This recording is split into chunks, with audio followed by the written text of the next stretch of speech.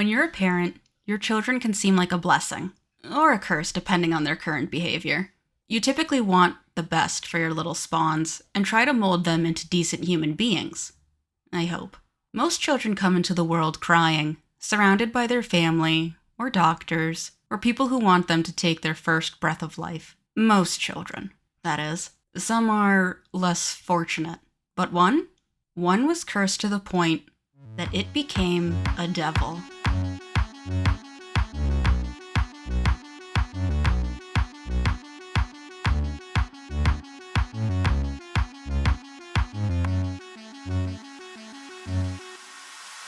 Hello everyone, and welcome to Wicked Encounters, where we explore just what goes bump in the night. I'm your host, Allie, and today we're going to talk about the Jersey Devil.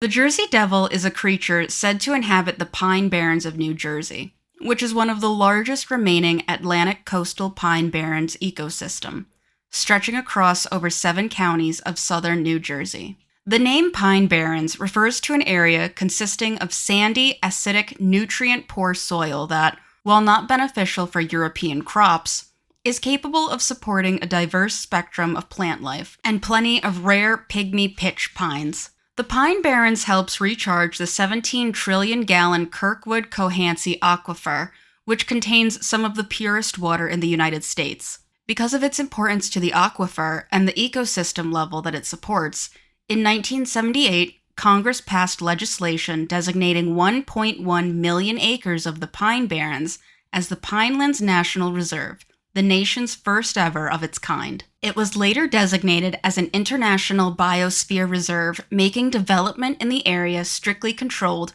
by the New Jersey Pinelands Commission, an independent state or federal agency. So, what does that mean? Well, as someone who has family living there, it means that any type of building, development, or anything that might involve land movement must be approved, which is super annoying if you want to build, and many in South Jersey aren't a fan. But it is due to the benefit of the ecosystem, and totally not another way that the state government micromanages and milks the populace for money. The Pine Barrens remain mostly rural and undisturbed despite being so close between Philadelphia and New York City. It's actually a reason why I enjoy it so much, since it seems like a calm place to relax away from the city life while being 2 to 3 hours from those 2 big cities. Close enough for a day trip, but far enough away to avoid the drama and people. Until tourist season, at least. Don't get me wrong, the Pines have plenty of drama going on, though few are as memorable or long-lasting as the Jersey Devil. According to folklore, the Jersey Devil begins with a Pines resident who went by Mother Leeds in 1735. The Leeds were some of the earliest settlers of New Jersey, and many of their descendants still live in the area, helped out by their ancestor Mother Leeds, who in 1735 was pregnant with her 13th child. Now that sounds like a lot nowadays, because it is, though it wasn't necessarily uncommon. There wasn't much else to do to pass the time, and birth control wasn't too common either.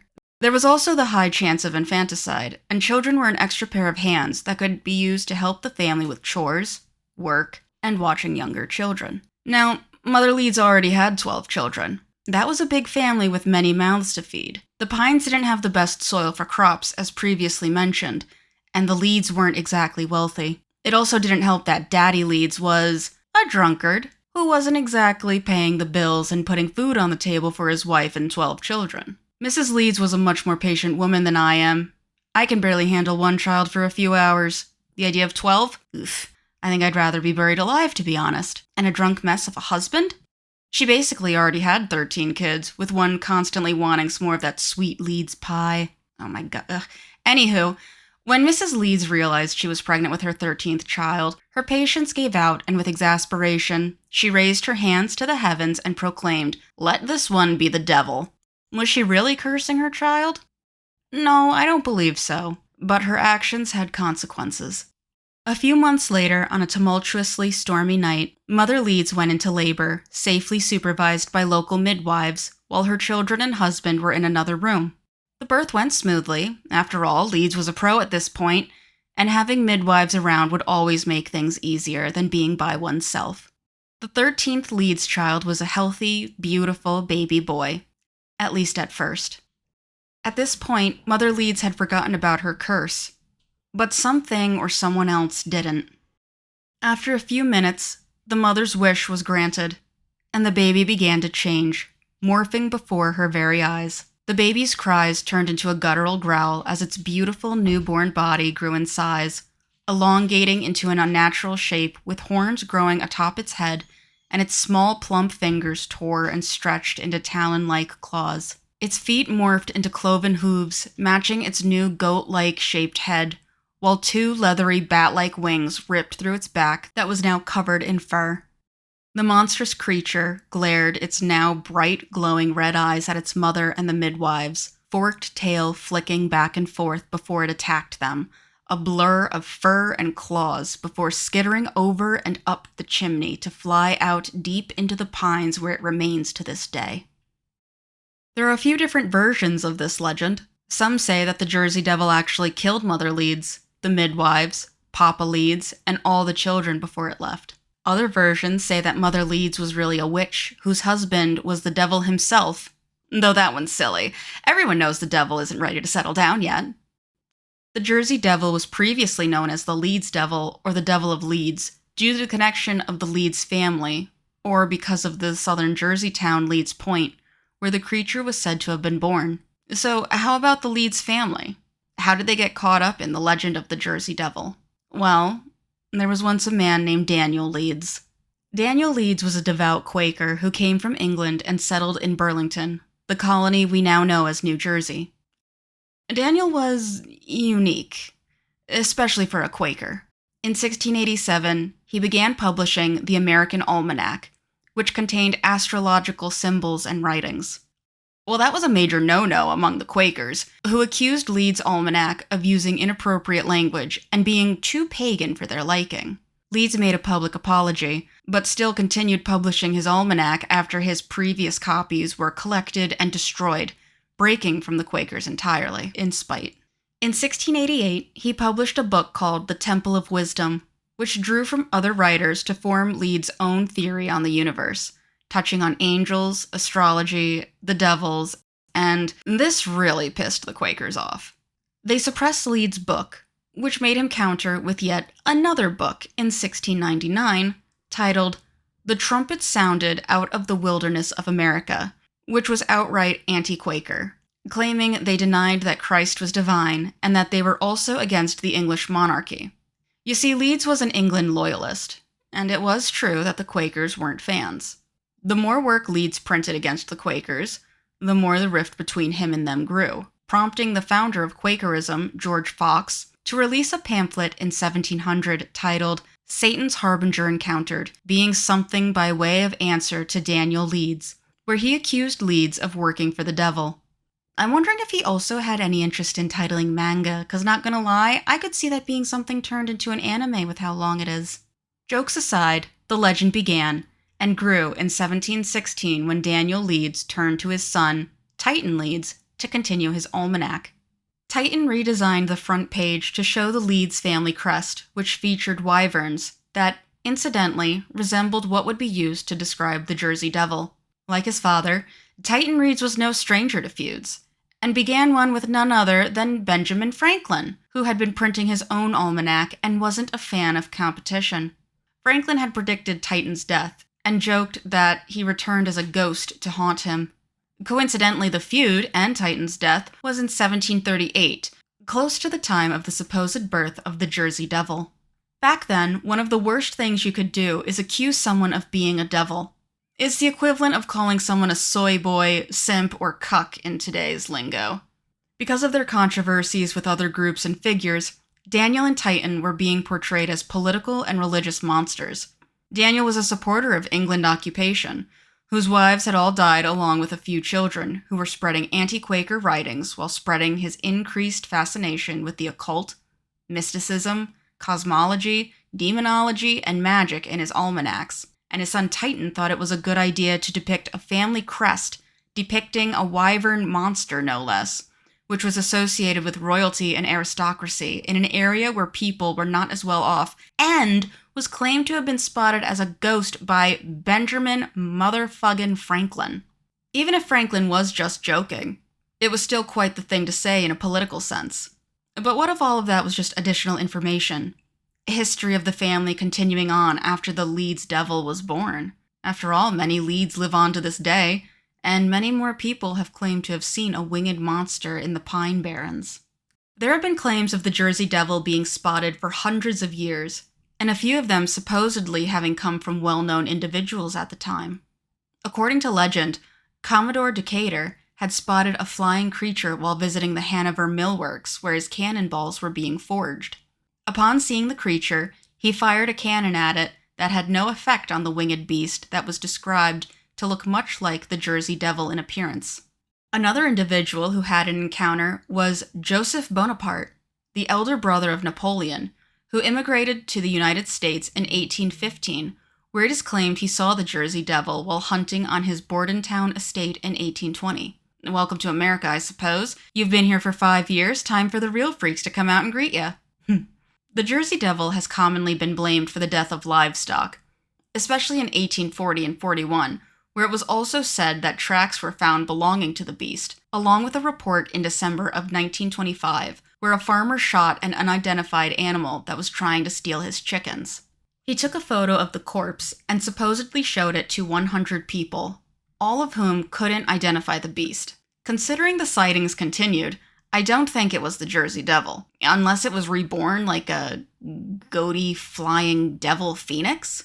Oh, now there's an idea. In 1909, there was a wave of sightings with newspapers publishing hundreds of claims from people saying that they had seen the Jersey Devil coming from all across South Jersey. One alleged encounter apparently involved the creature leaving tracks, and another involved it attacking a trolley car in Hayden Heights, which, honestly, I'd think a trolley car was this era's version of a tram car, and I'd 100% take out a tram car. Watch the tram car, please. Watch the tram car, please. Ugh. Now, these reports continued to spread and reached as far as Delaware and Western Maryland that created fear throughout the Delaware Valley to the point a number of schools closed and workers stayed home. Vigilante groups were formed and hunters roamed the Pine Barrens and countryside in search of the beast that was causing so much mayhem. During the insanity, it is rumored that the Philadelphia Zoo offered up a $10,000 reward for this creature, which today is the equivalent of $335,284.62. Needless to say, with a bounty like that, they received many hoaxes, including a kangaroo with artificial claws and bat wings glued onto it. Hoaxes. Perhaps we should look into some less mythical explanations for the sightings. Skeptics believe that the Jersey Devil is little more than the creative minds of early English settlers in South Jersey, created from stories shared by bored Pine Barren residents to scare one another. These stories grew and morphed as the distaste for the Leeds family did, along with the common negative perception of the local populace. Residents of the Pine Barrens had very negative reputations among outsiders. The Pines were considered inhospitable, and gangs of highwaymen known as pine robbers were known to rob and attack travelers. Those who lived in the Pines were deemed outcasts of society. Poor farmers, fugitives, Native Americans, runaway slaves, moonshiners, poachers, and deserting soldiers. Not exactly the kind of people you'd want at a high-functioning society. After a while, they began to roll with their reputation, and would actively share stories of the Pines to keep outsiders at bay. These stories are most likely why the Pine Barrens have so many myths and legends that surround it. The best way to keep people out is to make them fear for their lives. It could be that many people are genuinely scared by something in the woods, but it is most likely misidentified animals. Jeff Brunner of the Humane Society of New Jersey actually thinks it might be sandhill cranes that people are seeing. And honestly, I can see it. The sandhill cranes can average up to 4 feet 6 inches, with a wingspan of 7 feet 7 inches. The shape of their bodies on the ground also kind of has that kangaroo-ish kind of look to it that the Jersey Devil is attributed to. Oh, don't look at me like that. Look at that thing. Spooky American kangaroo. Especially if you had a healthy dose of scary stories whispered into your ear beforehand. Now, I always try to remember to say that any cryptid is susceptible to hoaxes, but the Jersey Devil was especially so. In fact, remember how I mentioned the wave of sightings in 1909? Well, A funny story with that. In Gordon Stein's Encyclopedia of Hoaxes, he notes that the alleged tracks that had been found were later noted that they resembled a horse's hoof, and a man later admitted that he had faked some of the footprints. Better yet, Geoff Tibble's book, The World's Greatest Hoaxes, claimed that Norman Jeffries, a publicist from Philadelphia, may have assisted in starting it.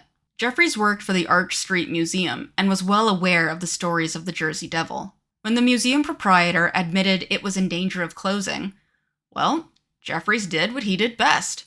He came up with a way to boost attendance by putting up a captive Jersey Devil, which was the kangaroo they bought from a circus, and glued claws and bat wings too. Those hundreds of sightings claimed in all those newspapers, yeah, they were planted to stir up new interest in the Jersey Devil. By Jeffries. 20 years after the kangaroo incident, Jeffries did in fact admit to the hoax. But I mean, hey, it worked at the time, so he did his job very well. Hoax or mythical beast, the Jersey Devil has definitely left its mark on history. It's one of the most popular cryptids of North America, being featured in movies, TV shows, video games, tabletops, and more. I mean, my boy even has his own roller coaster. Six Flags Great Adventure, the Jersey Devil coaster. Go try it out, it's great fun. It's also the reason for the New Jersey Devils, a professional ice hockey team in the NHL. They got their name through a contest that over 10,000 people voted on in order for them to get their new name. Are they any good? I don't watch hockey, so no comment there.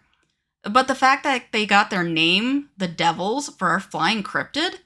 That's pretty impressive. At least to me. But what do you think? Do you believe in the Jersey Devil? Or do you think it was caused by angry gossip? Have you ever seen the Jersey Devil? How would you feel about searching for it in the Pine Barrens under the cover of night? I'll be doing that this weekend, so maybe you could join me on the hunt. If you enjoy this video, please give it a thumbs up and subscribe to our channel for more creepy content. I'd love to hear your thoughts.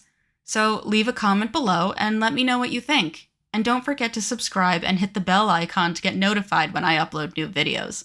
I have a few social links in the description below, so maybe check those out too if you like. And with that, I'm Allie. This is Wicked Encounters, and I'll see you next time. Bye!